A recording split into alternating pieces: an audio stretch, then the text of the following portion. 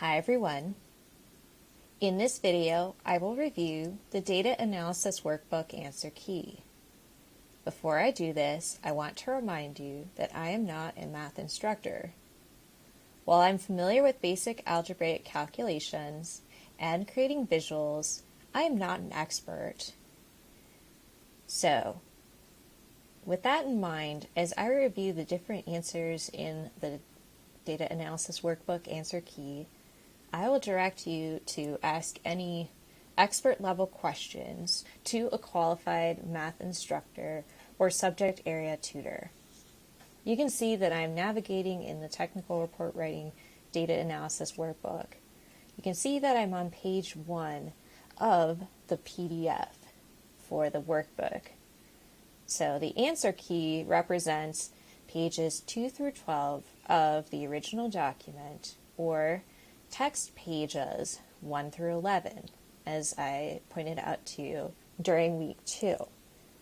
So in a moment, I'll go over to the answer key and go through each of the different answers one by one on each page.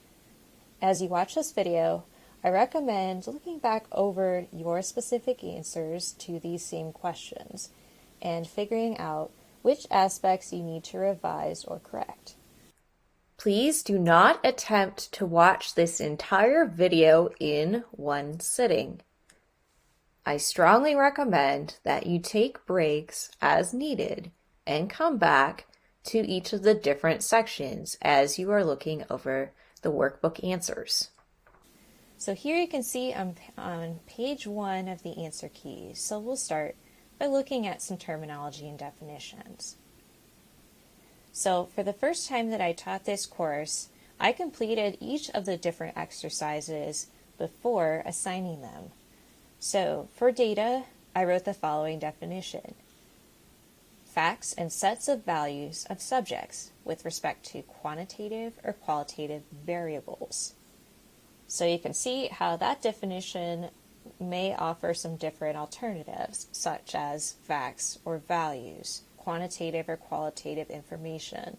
So depending on your answer, you can decide whether this definition that I've written here is close to what you wrote for this question. Then, for statistics, I wrote data collection, organization, analysis, interpretation, and presentation. So again, you can think about how you defined statistics and decide if what you wrote is close to what I have described here.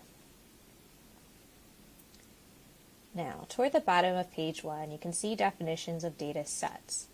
There are 2 types of data sets. One is a population. Population is the complete collection of all outcomes, responses, measurements, or counts that are of interest or to be studied. The collection is complete in the sense that it includes all subjects to be studied.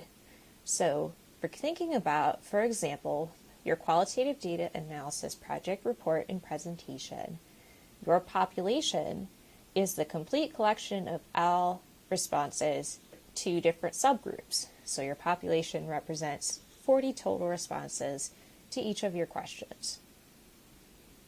The second type of data sets are a sample. This is a subset of a population.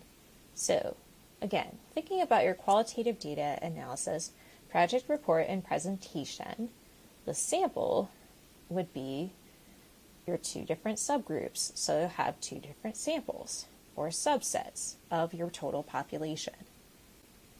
Let's go on to the examples. So, for number 1, we're breaking up the solution into the population, sample, and defining the data sets. So you can see the text for example 1. In a recent survey, 3,000 American adults were asked if they read news on the internet at least once a week. 600 of the adults said yes. Here you're going to identify the population and the sample, as I mentioned earlier. Then you're going to describe the data sets altogether. So the solution, the population is 3 3,000 Americans, or again, if you had 3,000 American adults, that would be acceptable. The sample is 600 adults. So again, the sample is the subset of the total population that answered one question in a particular way. So in this example, 600 of the adults said yes. So the sample is 600 adults. In this way, the data set altogether consists of the sample of 600 adults and the population of 3,000 American adults. So you can have these in whichever order. So if you had 600 adults first and 3,000 Americans second, or 3,000 American adults second, that's fine. Or if you answer it in the reverse order. Again, if the data set consists of 3,000 Americans, 3,000 American adults, and 600 adults, those answers would be considered correct. Let's go on to page 2 of the answer key. So again, if you're referring to the workbook, this would be text page 2, page 3 of the PDF with all the workbook pages included. So we'll look at example 2. This text reads, the U.S. Department of Energy conducts weekly surveys of 800 gasoline stations to determine the average price per gallon of regular gasoline. You're going to describe the data sets in the solution section. So, based on that information in the example, you define the population as 800 gasoline stations. So again, that's the total collection of all the different responses that you're analyzing. So again, you can see in the first part of the example that the U.S. Department of Energy conducts weekly surveys of 800 gasoline stations.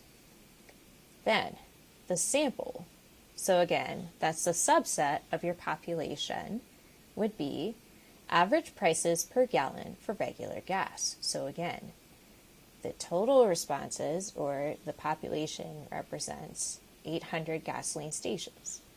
Then, the selected sample of the population is the average price per gallon of regular gasoline, because the survey seeks to determine that particular sample.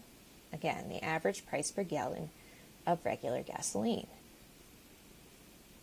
So you want to make sure that, again, you define the population as the total responses altogether, and then the sample is those that are determined from that sample. So, in that way, the data set consists of average prices per gallon for 800 gas stations. So, with that in mind, you'll see that if you listed 800 gas stations average prices per gallon, that would be similar to the answer that I've written here. Number 3 on this page prompts you to write your own example. In that way, your answers will vary. So what I will do as I'm reviewing your specific answers that you submitted, I'll be able to determine how you're able to establish a population and the sample. So then your answer should define the specific data set and what it consists of. Next, we'll look at the data classification section on text page 2, or again, if you're looking at the full PDF, this would be page 3 of the PDF. If you're looking at the workbook answer key, it would be page 2 of the workbook answer key PDF. So again, you can see that there is the first part that asks you to define each of those different terms. So, qualitative or categorical data is descriptive information about a data set, such as style of a car body. So, if your definition was somewhat close to what I've written here, then you'd be able to see how that relates to qualitative or categorical data. if you reverse qualitative and quantitative data, you want to make sure to correct your definition so that it focuses on descriptive information about a data set. In this way, quantitative data is numerical information about a data set, such as the number of seats in a car. So you can see how this relates to numerical information. So number of seats, or quantity. So again, thinking about something that can be measured as a number, percentage, or so on. You can then see underneath the section that asks you to define those terms that there is an example. So the following information or data, so again that's a population, relates to the entire product line of BMW automobiles. So you're prompted to select which column represents qualitative or categorical data and which one represents quantitative or numerical data. So you can see that I have selected the column that represents qualitative data and which one represents quantitative data. So there you can see that there are several columns. The first column is the model. So we can see that that's qualitative in the sense that it's a category. There aren't numbers here. Although you can see that numbers are involved in this, you're looking at the model itself. So not necessarily breaking down a model into a number. You're using it as a category. So the column toward the middle that's labeled as body style is also qualitative data. So in this case, body style relates to categories like coupe, convertible, or sedan. So again, you can see how that's not related to a number, but instead some kind of descriptive information about the car. The third column is related to weight in pounds. So again, we can see that weight has to do with numerical information in pounds, for example. So again, that's measured with numbers. So the weight or pounds is quantitative data. The final column represents the number of seats. So again, this represents quantitative data because it has to do with numbers. So again, numerical information about a data set would be represented here in this final column. You can see that for a coupe, there are 2 seats. Convertible also has 2 seats. Coupe could also have more seats than this, but we can see that coupes typically have 2. Sedans may have a minimum of 4 seats, could also have 5 depending on the size of the car. Let's go on to the homework section, which begins on text page 3. Again, this is page 3 of the Data Analysis Workbook Answer Key and page 4 of the Data Analysis Workbook PDF with all the pages included. We'll begin with number 1 in the homework section.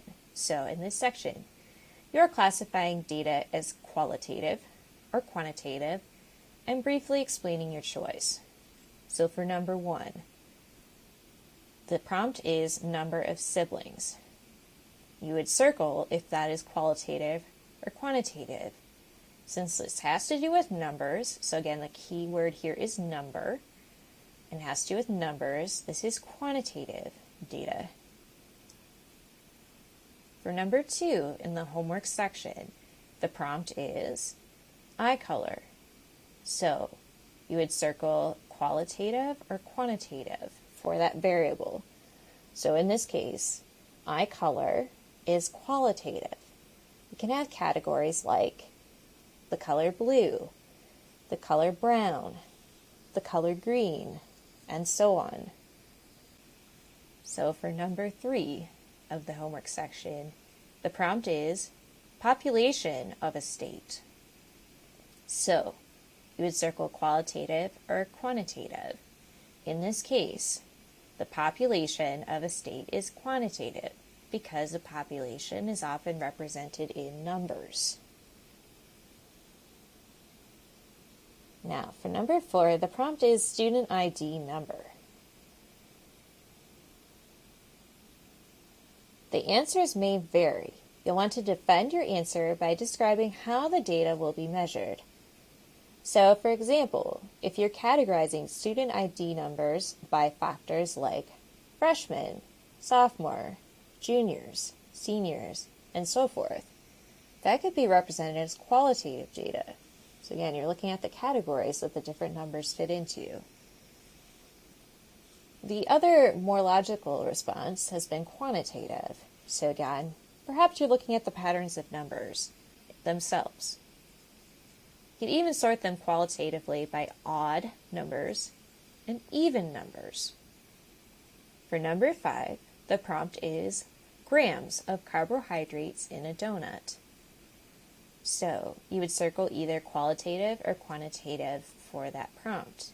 In this case, the grams are number and weight of a particular item, which would be quantitative. So again, that's numbers and weight. For number 6, the prompt is number of days during the past week a college student aged 21 years or older has had at least one drink. So again, you would circle either qualitative or quantitative for that prompt. In this case, we are looking at the number of days that the student has had at least one drink. So we can see the key words here are number and one, at least one. So this would be quantitative data. Now, for number 7, you can see that the prompt is slightly different from the homework section here. So, for number 7, you can see the prompt is, the following data represents driver's license laws for various states. Letter A asks you to circle the correct answer. So the data represent either the population or the sample. So the correct answer for letter A is sample because we can see here that there are 5 states that are identified from the population, which would be 50 states in total. So if this table shown here had all 50 states represented, that would be the population. So for letter B of number 7, you're selecting which columns represent qualitative or categorical data and what columns represent quantitative or numerical data. So we can see here that the first column in this table is a particular state. So the states are Colorado, Missouri, Montana, New York, and Texas. So the very next column after the name of the state is the minimum age for the driver's license, unrestricted. So we can see here that for Colorado, the minimum age is 17. For Missouri, the minimum age is 18. For Montana, the minimum age is 15. For New York, the minimum age is 17. Finally, for Texas, the minimum age is 16 and a half. So we can see that the minimum age is represented in numbers. Again, this means that it is quantitative information, so we would represent numerical data in this way. The third column in the table is representing blood alcohol concentration limit. So we can see that for Colorado, the blood alcohol concentration limit is 0.10. For Missouri, the blood alcohol concentration limit is 0.08. The same is true for Montana, New York, and Texas. So, since the blood alcohol concentration limit is measured numerically, we would consider that quantitative data. The fourth column in this table is the mandatory belt use law seating positions. So we can see that for Colorado, The mandatory belt use law seating position is front. So in that sense, the person or people in the front seat must use a seatbelt. For Missouri, the same is true. In other words, the mandatory belt use law seating positions will be for the front of the car. For Montana, we can see that the mandatory belt use law seating position is for all of the seats in the car. The same is true for New York. Finally, for Texas, the mandatory belt use law seating position is the front. So, we can see that since this information is represented in categories, either as the front seat or seats, or all, this is qualitative data. You can see that it is broken down into categories or descriptive information, not numbers. The last column in the table represents maximum allowable speed limits from 2003. So, in Colorado, the maximum allowable speed limit from 2003 is 75 miles per hour. For Missouri, the maximum allowable speed limit from 2003 was 70 miles per hour. The maximum allowable speed limit for Montana is the same as the maximum allowable speed limit for Colorado. For New York, the maximum allowable speed limit from 2003 was 65 miles per hour. Finally, in Texas, the maximum allowable speed limit from 2003 was 75 miles per hour. You can see that for this column, all the information is represented in numbers. And this is numerical information. So this column represents quantitative data. So again, these are values represented as numerical information. Text page 4, or page 4 of the Data Analysis Workbook Answer Key, points out some common sampling methods. For a description of how these common sampling methods fit into your qualitative data analysis project report and presentation, you can review the Qualitative Data Analysis Project Report and Presentation Assignment Description video. You can see that I have starred the term stratified sampling. This will identify the specific data collection method that is required for you to use for the project. You can use this in combination with other common sampling methods described here. We'll now go on to page 5 of the answer key, which would be, again, text page 5 or page 6 of the workbook PDF itself.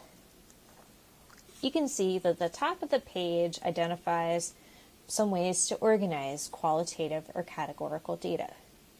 So again, as a reminder, the sample of the population, again, the sample size, is the total number of entries or elements included in a particular set. So again, kind of breaking down the population overall into different samples. So one example we can see is number 1. We have a set of test scores. So we can see that there are several test scores represented here. These test scores are 77, 56, 82, 88, 91, 66, 79, 82, 97, 95, 86, 56, 85, 83, and 92. So, letter A prompts you to identify if this set is qualitative or quantitative. We can see that since the test scores are represented numerically, we would answer that the set is quantitative, since, again, it is represented in numbers. So, the size of this set is 15 scores. So if you count the number of scores in the data sets, which are identified by the curly style brackets, there are a total of 15 scores. Let's take a look at example 2 on this page. The prompt reads, a physical therapist who trains students wants to get a sense of the type of rehabilitation required by patients. To do so, she obtains a sample of her patients and records the body part requiring rehabilitation. So we can see in Table 1 that there are several different body parts listed. So if we were to read this, we'll look at the first row in Table 1. So there are several words in the first row of Table 1. The first word in the first row is back. If we were to read this left to right, it would read as follows. Back, back, hand, neck, knee, knee. Moving down to the second row in Table 1, we can see more words in this row. Again, if we're reading this left to right, we can see that the words are as follows. Wrist, back, groin, shoulder, shoulder, back. In the middle row, so again, that's the third row of Table 1, you can see there are several words. If we're reading this left to right, the words would read as follows. Elbow, back, back, back, back, back. The fourth row in Table 1, again, shows us several different body parts. If we were reading this left to right, it would read as follows. Back, shoulder, shoulder, knee, knee, back. The final row in Table 1, so again, this would be the fifth row, has several words. This reads as follows. Hip, knee, hip, hand, back, wrist. So, letter A asks you, again, to identify if this set is qualitative or quantitative. Since we can see that Table 1 has lists of words instead of numbers, we would classify it as qualitative data. Again, because we don't have numbers listed here, only words, we would put this into the qualitative classification. You might be able to analyze the data into different categories such as upper body, lower body, and so forth. So, we can see that based on the number of words altogether in the table, the size of the set is 30 patients. So if you count the number of words in the table itself, we can see that each row has 6 words. So we can identify that there are 30 patients by recognizing that if there are 6 words in each row, that if you multiply 6 by 5, you get 30. Toward the bottom of page 5, we'll see some definitions of algebraic calculations. So, for number 1, we can see the definition of frequency. Frequency is defined as a number of occurrences for each category. So, you can see here that the category doesn't necessarily have to be quantitative information. It could also be qualitative information that you are breaking down into numbers. The next term defined here is a frequency distribution table.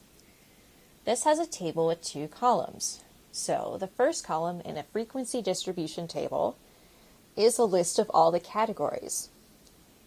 The second column would have the number of occurrences for each category. I'll take some time over the next several pages to explain and demonstrate how you would break down some of the population or samples of data into a frequency distribution table. So on text page 6, or page 6 of the workbook answer key, or page 7 of the data analysis workbook PDF file, you'll see that the first prompt is to create a frequency distribution table for the last example. You can see that in the first column, I have listed each of the different categories that appear in Table 1. So again, considering that you see lists of different words, you'll notice that I have identified each of those different words alphabetically. So again, looking at Table 1, we can see that the first word in Table 1 in the far left-hand corner is back. So I'd write down back. Anytime you see a different word, you would write that as the category for that column. I have listed each of the words alphabetically for the first column. The first column begins with the word back, as I mentioned earlier. The next category would be elbow. Underneath that is the word groin. Next, we can see the word hand. Underneath that, you'll see the word hip.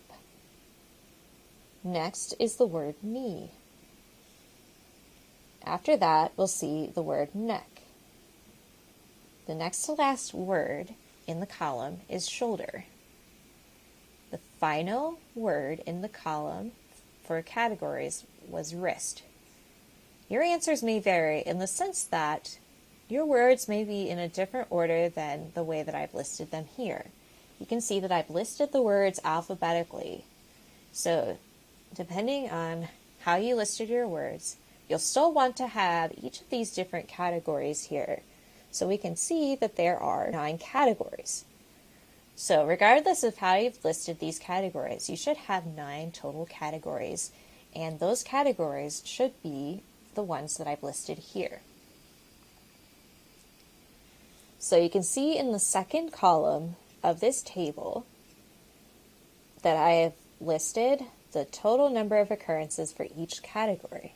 So as you can see in the answer key, you can see that I went through the table and put a check next to each word and created a tally based on how many times we saw that the word was shown in the table.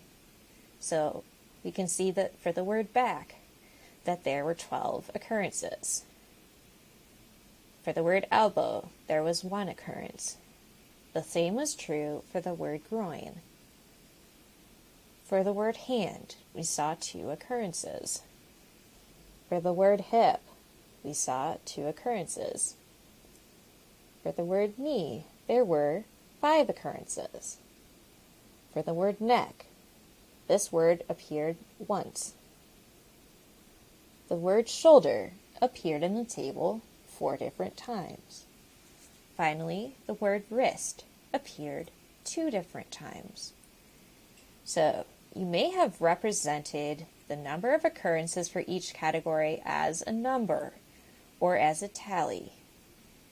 In either case, the numerical data should be the same. So in other words, whether you have the tallies represented as I've shown them here, or you have written the number 12, for example, the number 1, and the number 2. You can see that the representation should still give you the same information.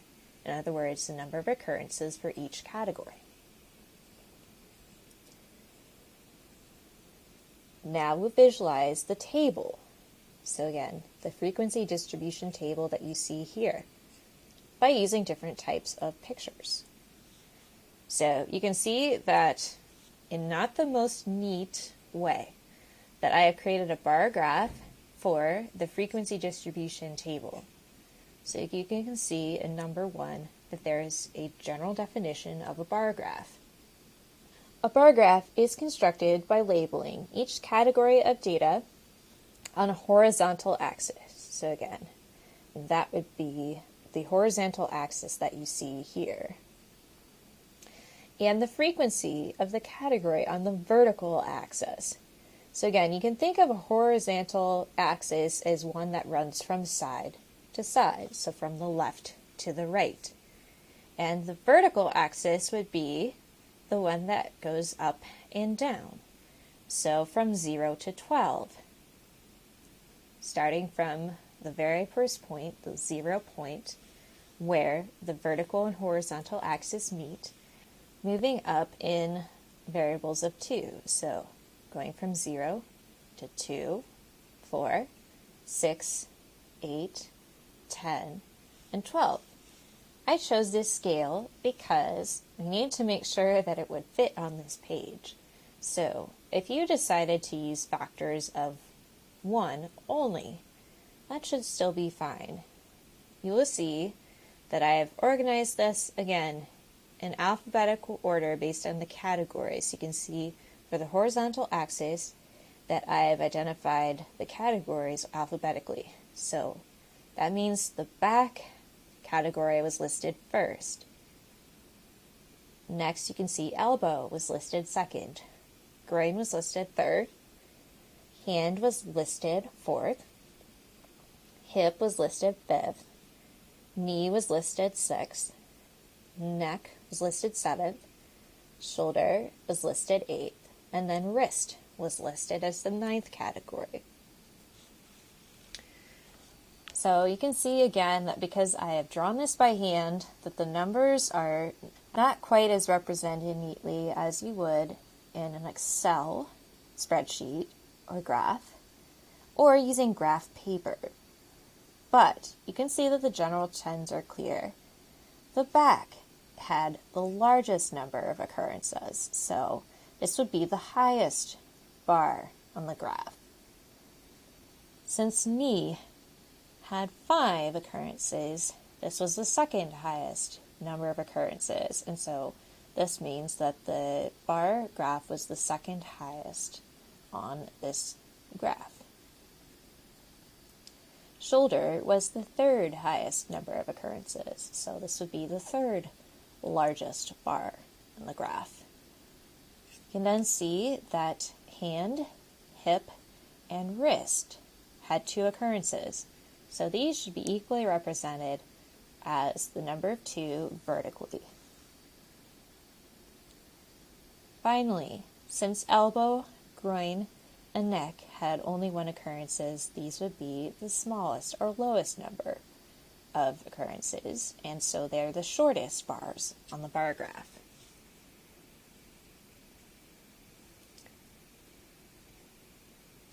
For number 2, we can see a definition of a Pareto chart.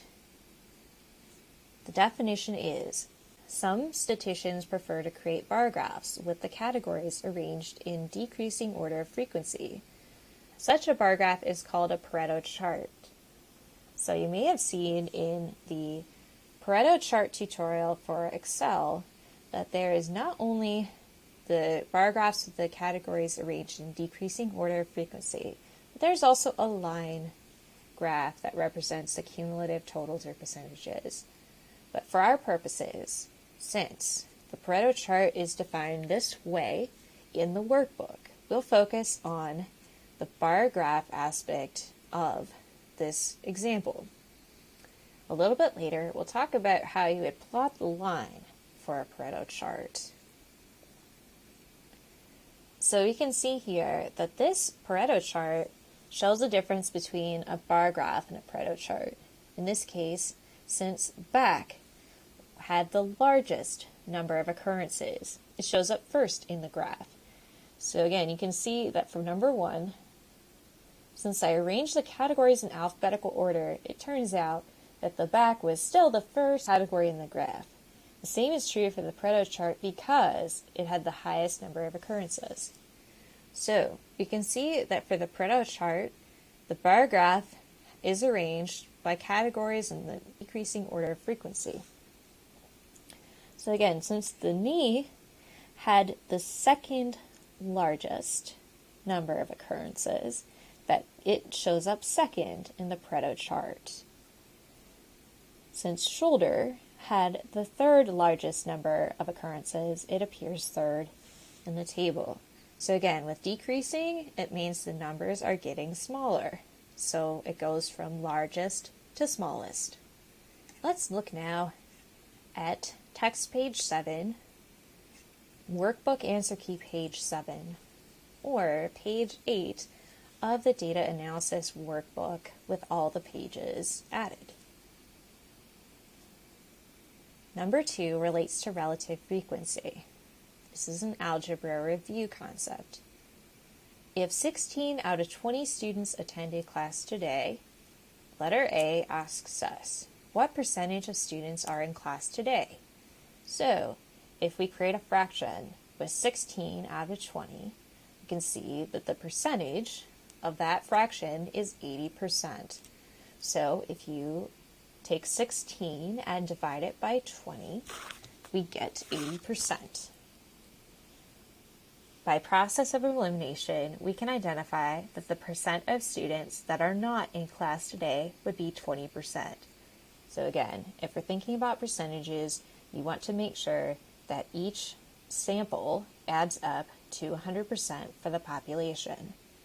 So again, the percentage of students that are not in class today would be identified based on the fraction. So if 16 out of 20 students attended class, that means that there were 4 students out of 20 who were absent. With that in mind, you would take 4 and divide it by 20, which would give you 20%. In this way, the relative frequency is the proportion or percent of entries within a category. So we can see this defined in the box underneath the definition. So the relative frequency can be calculated based on the frequency of each category as the first part of the fraction, and then the sample or population size as the second part of the fraction. So, if we were to think about this in terms of fractions with respect to the terminology used to calculate fractions, the numerator is the first part of the fraction part that is resting on the top. And then the denominator is the number that appears below, the second part of the fraction. So in case, the numerator is the frequency of each category, and the denominator is the sample or population size. Let's go on to look at the specific example. It is very useful to use graphics when you're comparing two sets of data. To do so, we could draw a side-by-side bar graph. Remember, data sets should be compared by using relative frequencies. So we can see that there is a problem described here. The data in Table 4 represents the education attainment in 1990 and 2003 for adults 25 years and older who are residents of the United States. The data represented in the thousands. So, in this case, when you look at Table 4, we can see that 16,502 represents 16,502,000. So letter A asks you to draw a side-by-side relative frequency bar graph. Since this is relatively difficult to do without graph paper or an Excel workbook, I've created this bar graph using Excel. So before we draw a side-by-side relative frequency bar graph, which you'll be able to see in the Excel workbook, we have to figure out the relative frequency for each of those different parts of the Table 4 shown here. So you can see that I have derived the relative frequency based on the total, which you can see below, and the number represented for each category shown in the table. So we can see that based on the problem statement, the data is represented in the thousands. For our purposes, though, you don't necessarily need to represent the entire data set in the thousands, because with fractions, you would reduce the numerator and denominator to create the relative frequency anyway. So for our purposes, again, I haven't converted the number of responses for each column into the thousands, but then again, I represented them as they are shown in the table here. So we can see that in 1990, the percentage of people who had less than a 9th grade degree were 10.3% of the total population.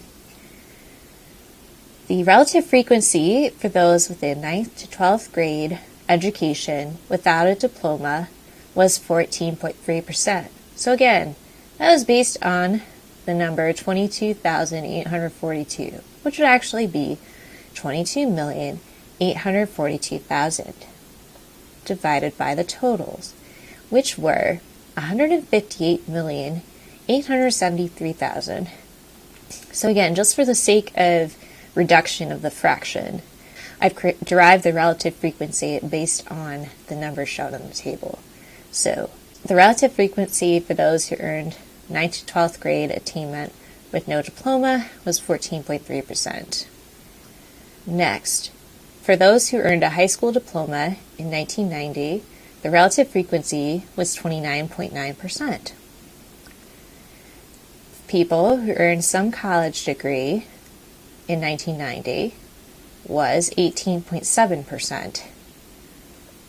Next, the relative frequency for those who attained an associate's degree in 1990 was 6.1%. Next, for a bachelor's degree, the relative frequency for those who earned that degree in 1990 was 13.1%.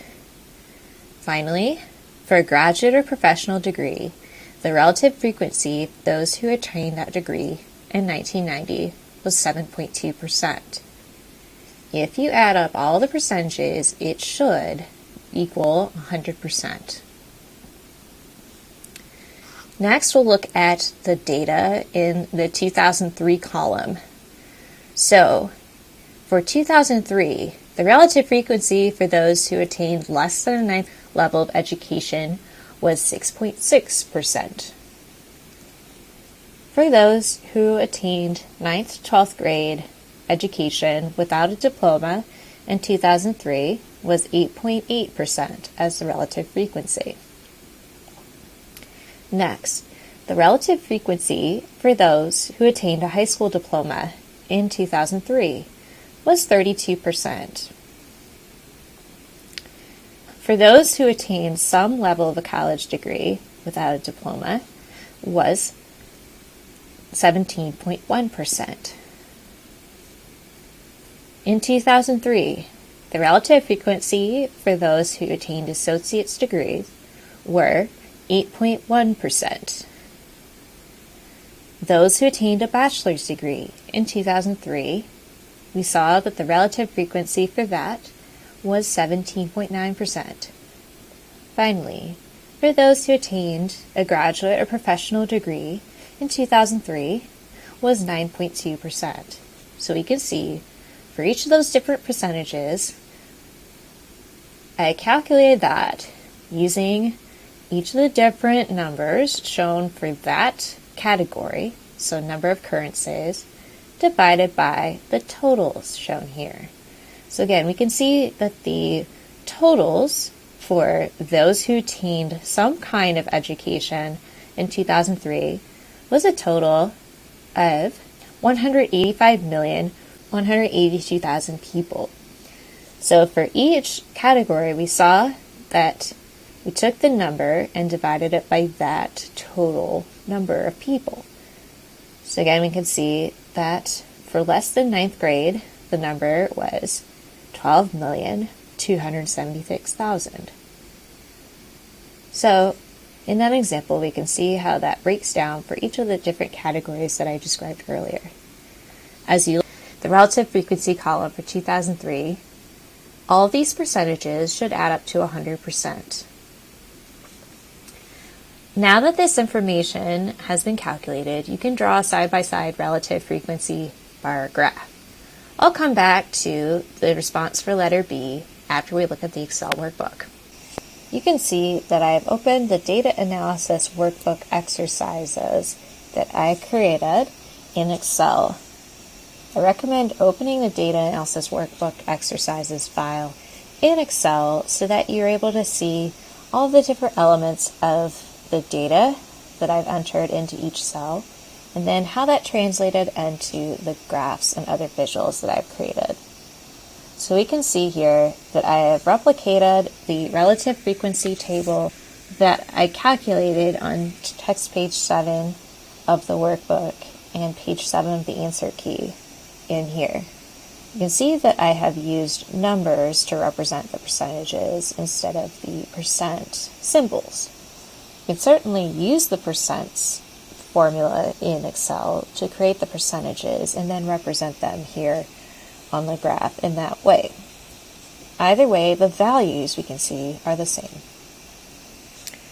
So if we go to the right, we can see the bar graph that I've created to represent the educational attainment of U.S. adult residents, comparing the educational attainment relative frequency percentages for 1990 are represented with the blue bars.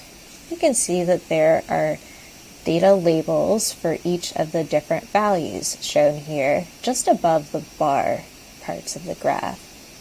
I chose to represent this by having the vertical area as the categories of educational attainment. You can have yours represented so that the relative frequency appears as the vertical axis and the horizontal axis represents the educational attainment categories. Either way, we can see that those who earned less than 9th grade have the same percentage that I referenced earlier, and the same is true for each of the different categories. You can see here that I've added a reference to a source. This data comes from the U.S. Census Bureau. This is not data that I personally collected. So, for any time that you are creating a graph using data that you yourself have not collected, you need to cite your source in the way that I have shown you here. We'll talk more about specific ways that you'll want to credit copyrights and other aspects of data when we get to research practices.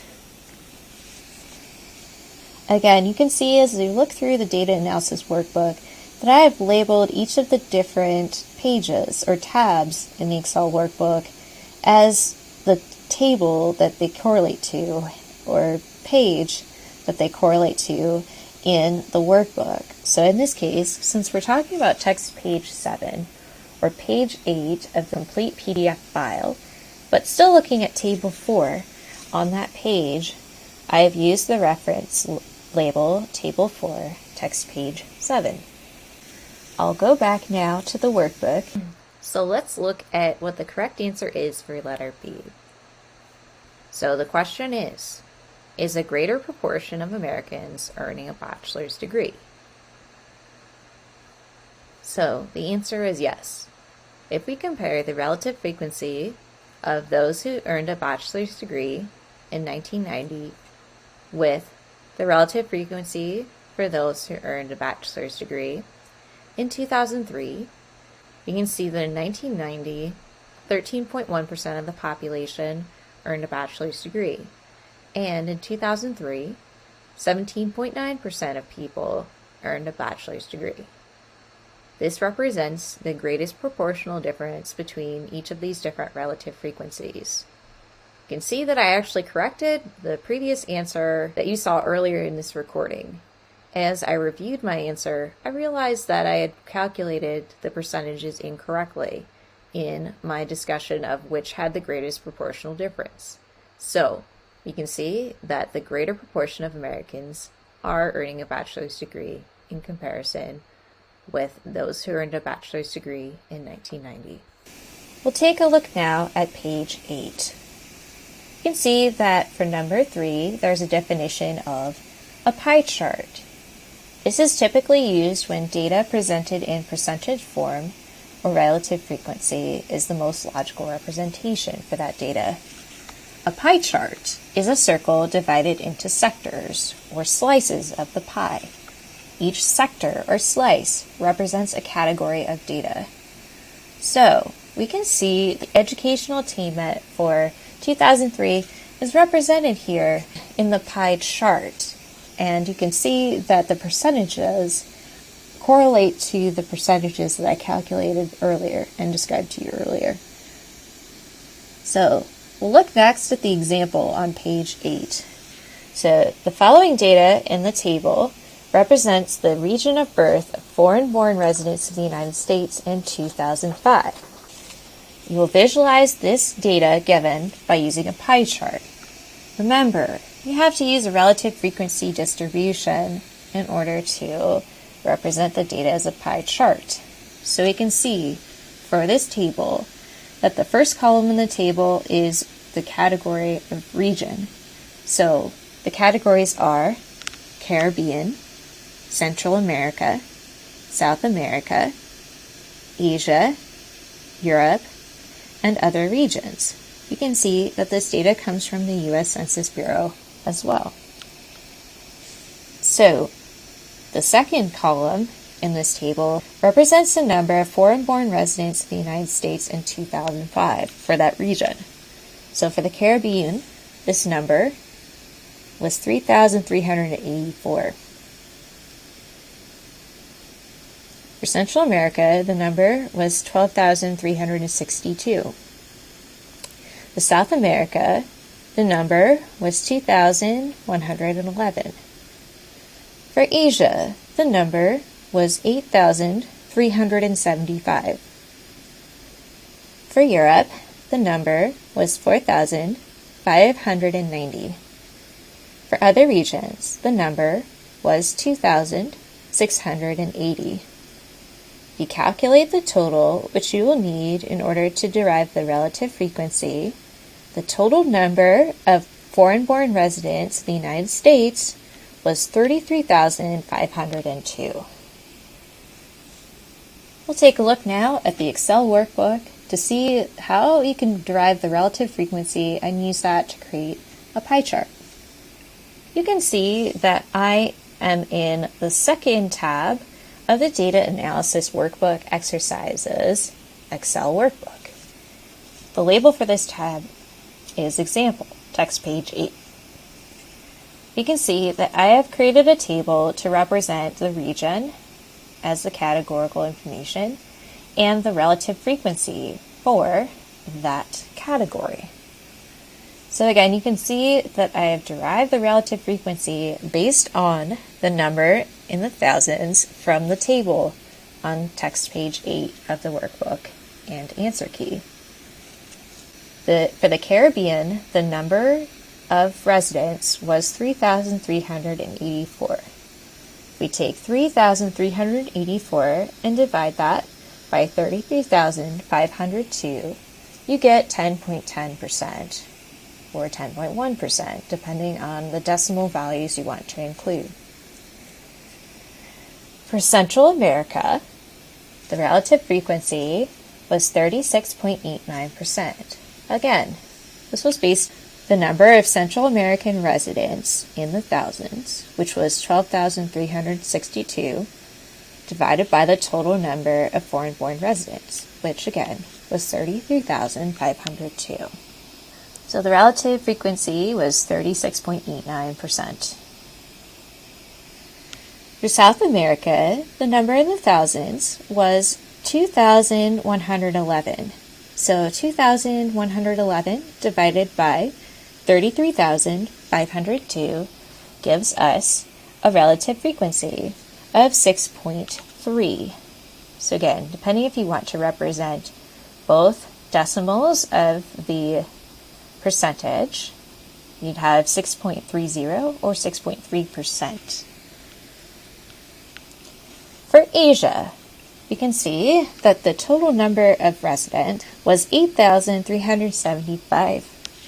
So, to derive the relative frequency, you would take 8,375 and divide that by 33,502. That would give you a relative frequency of 24.99%. Again, if you choose to represent one decimal point or two decimal points, you might have 24.9% or 24.99%. For Europe, we can see that the total number of residents was 4,590.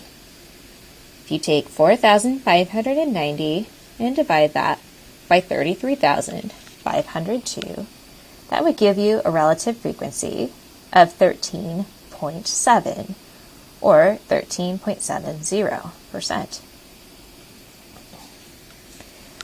Finally, for other regions, the total number of residents was 2,680. So we would take the total number of residents from other regions divided by the total number of foreign-born residents. So we would take 2,680 and divide that by 33,502.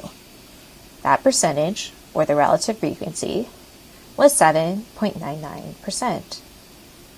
Again, if you choose to represent only one decimal point of the percentage, you would have 7.9%. If you choose to represent two decimal places, you could have 7.99%. So, based on the relative frequency and then the category or region, you can create this pie chart. You can see here again that I've cited my source. You can see that the chart title is Population of Foreign-Born U.S. Residents in 2005. You can see that in the legend, I have listed all the different categories or regions, and each region has a different color on the pie chart. So that way you're able to see the wedge of the pie in reference to the category and color that represents the relative frequency for that region. I've also included labels for each of the different wedges of the pie. So we can see that, for example, for the population of Central American residents in 2005, that this was 37%. You can see that got rounded up based on the relative frequency and the way that the percentages were calculated. So if you have 36.89% or 37%, that would be fine. Either one of those would be acceptable. We'll go back into the workbook and discuss the answers for page 9. You can see that there will be a visual in this Excel workbook that we'll discuss once we go over the different aspects of the homework from the workbook. You can see here that I'm looking at text page 9 of the workbook, which would be page 9 of the workbook answer key, and that would correlate to PDF page 10 of the entire workbook. So the prompt for number 1 reads, "This is a college survey. In a national survey conducted by the Center for Disease Control to determine health risk behaviors among college students, they were asked, how often do you wear a seatbelt when driving a car? The frequency table is shown below." So we can see that there are 2 columns in this table. The first column is the response. The second column is the frequency. So we can see that the responses are broken up into different categories. So these represent the different response choices. The first response choice was, "I do not drive a car." The frequency for this response was 249. So that means that 249 people responded that they do not drive a car. In the next row, we can see that for the response never, that 118 people responded in that category. We can see that as we go down to the next row, 249 people chose the response rarely. Again, that means that they rarely wore a seatbelt when driving a car. Moving down the table, we can see that the next row shows that 345 respondents answered that they sometimes wore a seatbelt. The next row, we can see that 716 people said they wear a seatbelt most of the time when driving a car. You can see that in the last row, that 3,093 people responded that they always wear a seatbelt when driving a car. We can then see that based on the frequency of each response, that you have a total number of responses altogether. Based on that, we can calculate the relative frequency. So, if we add up all of the response totals, we'll get a total number of 4,770 responses. across the categories or the response choices. Based on this, we can derive the relative frequency. So, if we take 249, so we'll go row by row. If we take 249 and divide that by 4,770, the relative frequency is 5.2%. Going down the table, we can see that for never, the relative frequency is 2.4%. For the response rarely, the relative frequency was 5.2%. We can see that because the frequency of the response is the same for both I do not drive a car and I rarely wear a seatbelt when driving a car. Continuing down the table, for the response sometimes, the relative frequency was 7.2%. For most of the time, the relative frequency was 15%. For always, the relative frequency for that response was 64.8%. Now, you can see that for letters A through E, that there are specific prompts for you to respond to. So as I mentioned earlier, we can see that the response for the question, how many students were asked? In other words, what is the sample size? Was 4,770. So again, you can see for letter B, you can find a relative frequency for each category. So I've added one more column in the given table and calculated the relative frequency as a percentage. For letter C, the question is, what percentage of students answered always? This was 64.8%. For letter D, the question is, what percentage of students answered never?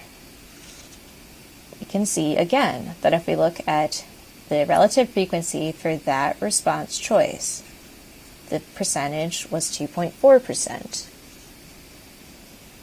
We'll take a moment to look at the bar chart and pie chart for that data.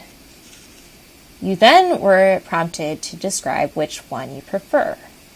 So for that question, which one do you prefer, the answers will vary. So you want to defend your choice based on the data and what you can observe from the visuals you've created.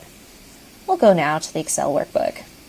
So you can see that I am in the Data Analysis Workbook Exercises Excel workbook again.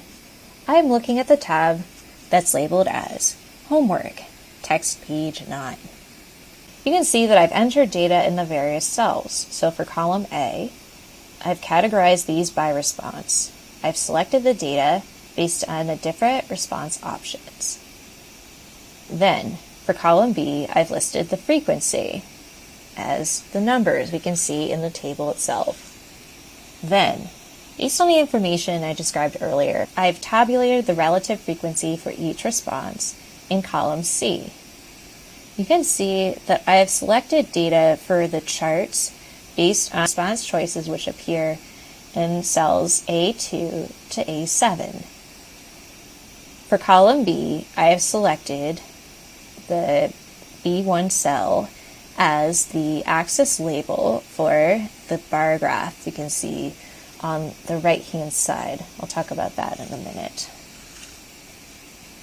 You can then see for column C, cell 1, I haven't selected anything because in order to create the pie chart, all we would need is the response category or choice and then the relative frequency percentages. We'll take a look now at the bar graph and pie chart. So you can see for the bar graph, the title is How Often Do You Wear a Seatbelt? We've created this chart so that the frequency is shown on the horizontal axis and the response is displayed in the vertical axis. Again, depending on how you've chosen to display your data, you could have the response category displayed on the horizontal axis and the frequency displayed on the vertical axis, or the up and down, or left to right axes. We can see that all the time appears first, so it goes from cell A7 all the way up to A2. your chart may look different, but regardless of where you've placed the different categories and frequencies, the numbers should be the same. Next, we'll look at the pie chart. You can see here that in a similar way as the example text page 8, that the legend shows you each of the different categories of response. The relative frequency is shown using the labels and points on the pie chart itself. You can then see that the percent or the relative frequency is represented in the C column and rows as it shows up here. So again, you might see that the legend entries that you have are listed in a different order than what I've shown here.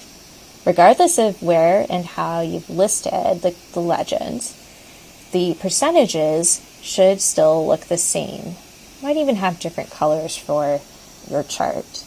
However, you should make sure that the relative frequency is correct as far as the numerical value, and you can see the trends easily. Again, when you're using a pie chart, it helps to have data labels for each of those different points. You may include data labels for each of the bar areas in your bar graph. If you're not sure how to do this in Excel, there is a way to do this. So if we go into chart design, you can see that there is a tab labeled as Add Chart Element. You can see in the drop-down menu that there's a section labeled Data Labels.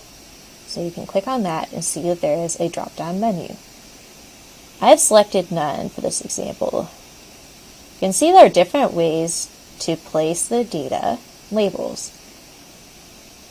You might be able to see how different ways might be better or worse depending on how you're displaying your information. Just because the bars themselves are somewhat dark, I'm going to put them on the outside end.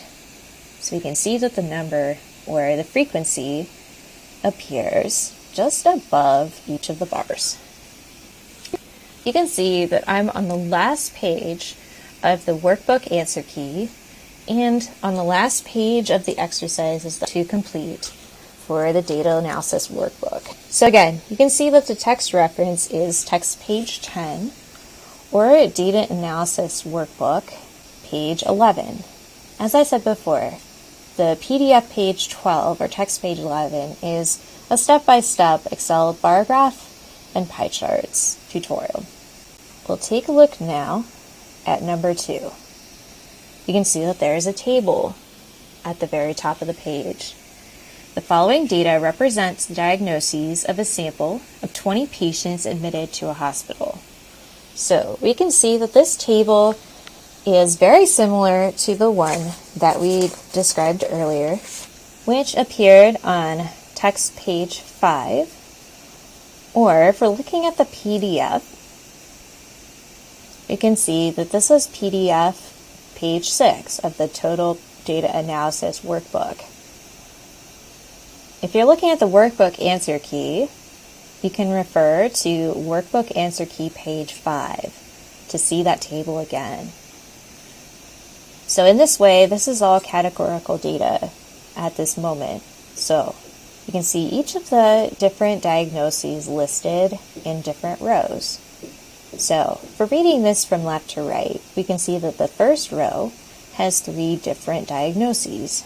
These diagnoses are as follows, reading from left to right: cancer, motor vehicle accident, congestive heart failure. Moving down to the next row, we can see the words gunshot wound, fall, and gunshot wound. In the third row, we can see 3 other diagnoses. Those are gunshot wound, motor vehicle accident, and gunshot wound. In the fourth row, we can see that there are, again, 3 different diagnoses. The first is assault. The second is motor vehicle accident. The third is gunshot wound. In the next row, we can see that there are, again, 3 different diagnoses. The first, reading from left to right, is motor vehicle accident. The second word in that row is motor vehicle accident as well. The third word in this row is gunshot wound. In the next to last row of this table, we can see that there are, again, 3 different words or diagnoses. The first diagnosis is motor vehicle accident. The second is gunshot wound. The third is motor vehicle accident. In the last row, we can see that there are only 2 words. The first word is fall. The second word is gunshot wound.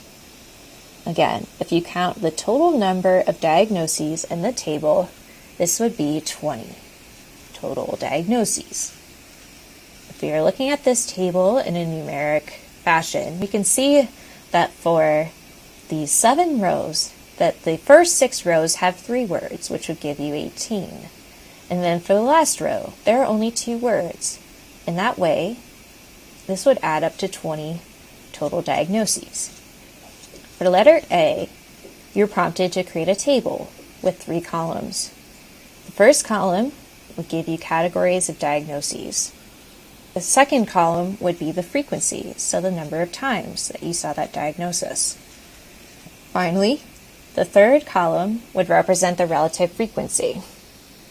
So, for looking at part A, we're creating a table with 3 columns. So what you would do is you would list each diagnosis in the first column, which would be represented as different rows. Again, you can see that you would have each of these different diagnoses in a category.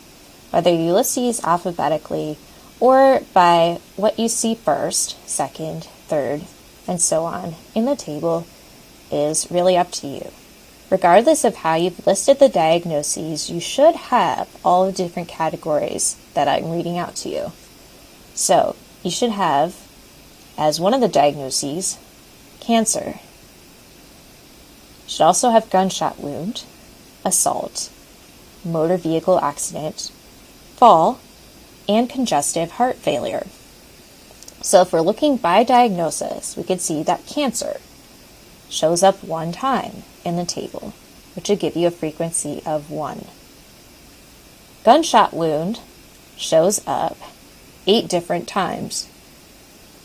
Assault appears once. The motor vehicle accident diagnosis shows up 7 different times. Fall appears twice.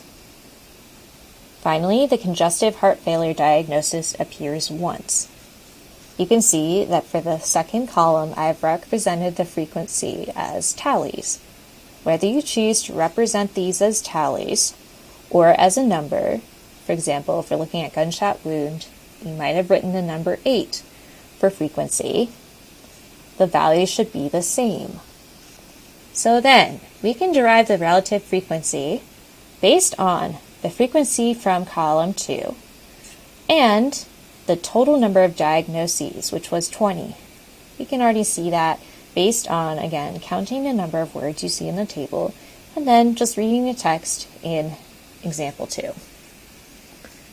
Here I have shown my work for calculating the relative frequency by calculating a fraction and then using that to derive a percentage. So for cancer, since this appeared once, the relative frequency was 5%. For gunshot wound, the relative frequency was 40%. For assault, the relative frequency was 5%. So we can see that cancer and assault had the same relative frequency. For motor vehicle accident, the relative frequency was 35%. For the fall diagnosis, the relative frequency was 10%. Finally, for congestive heart failure, the relative frequency was 5%, just like for assault and cancer. So in a moment, we'll take a look at the answers for letters B, C, and D, but I do want to touch upon letter E. As I mentioned in the week 2 session overview video, I don't expect you to write a paragraph about your observations from the visuals you've created.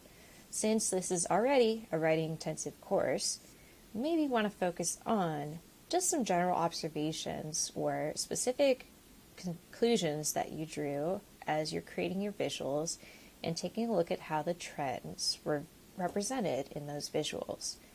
So your answers will vary, and I'll be looking to see how you supported your answers with specific information from your different graphs.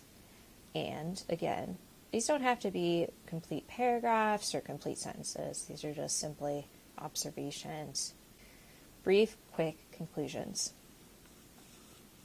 We'll take a look now at the answers for letters B through D. So for letter B, you were prompted to create a frequency bar chart. For letter C, you were prompted to create a Pareto chart. For letter D, you were prompted to create a pie chart. You can now see that I am in the last tab of the Data Analysis Workbook Exercises Excel Workbook. Again, this tab is labeled as Exercise 2, Text Page 10. You can see here that I've created a table based on the category of diagnosis, frequency in which that diagnosis appeared in the table, the relative frequency as I described to you earlier, and I created a column for cumulative totals. The table for cumulative totals is the one that I use to generate the Pareto chart that you see in the bottom right-hand corner of the workbook page. So talk about that in a moment. Right now, we'll talk about letter B, which has to do with the frequency bar chart. So you can see here that near the top right corner of the Excel workbook page that there is a bar graph that shows diagnoses of hospital patient sample. You can see that this is the chart title for each of the visuals for this exercise. And you can see that the bar graph that I've generated uses the horizontal axis to display the frequency. So again, that's the frequency from column B. And for the vertical axis, we can see the diagnosis type, which again, this comes from column A. Depending on how you created your specific data cells in Excel, you might see that the diagnosis type appears in horizontal axis, and the frequency might appear in the vertical axis. Either way, the data should be represented in such a way that gunshot wound, motor vehicle accident, fall, congestive heart failure, cancer, and assault show the same values of frequency. Next, we'll take a look at the Pareto chart. So when I first started teaching technical report writing, I had never heard of a Pareto chart before. So in order to create this, I had to learn a little bit about what a Pareto chart is supposed to do. Now you can see, based on the workbook information, that I already knew that you would arrange the bar graph so that the bars were plotted based on the decreasing values in the frequency.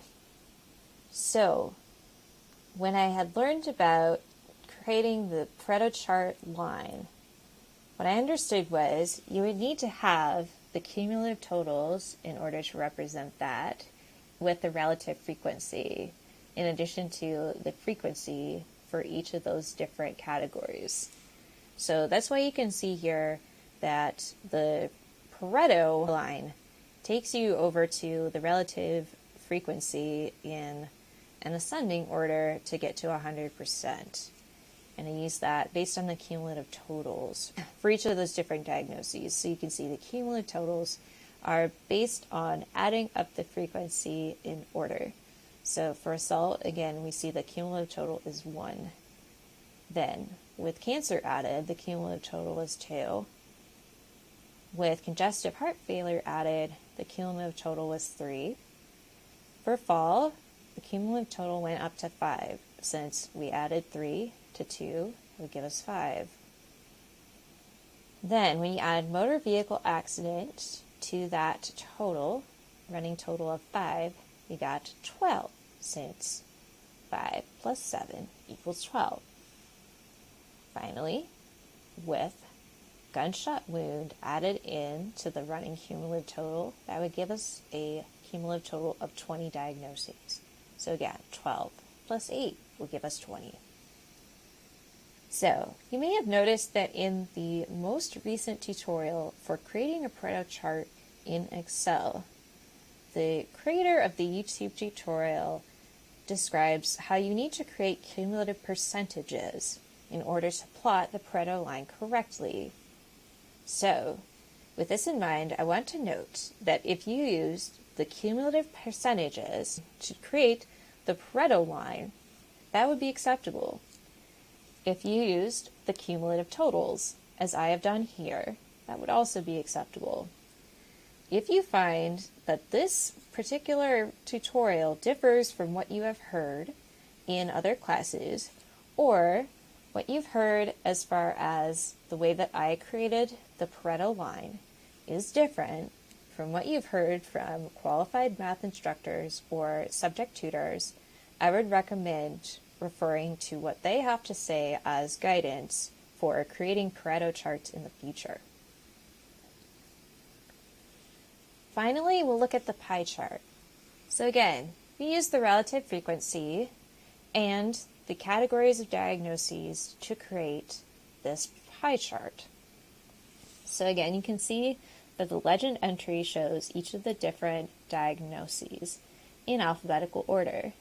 So your legend order may vary, but either way, we should be able to see that the relative frequency matches up with the category of diagnosis in the way that's shown here. So again, you can refer to the relative frequency for assault, which is 5%. The same is true for cancer and congestive heart failure. The relative frequency for the fall diagnosis was 10%. The motor vehicle accident was 35%, and the diagnosis of gunshot wound was 40%. You can see here that I have, again, included data values in each of the wedges of the pie.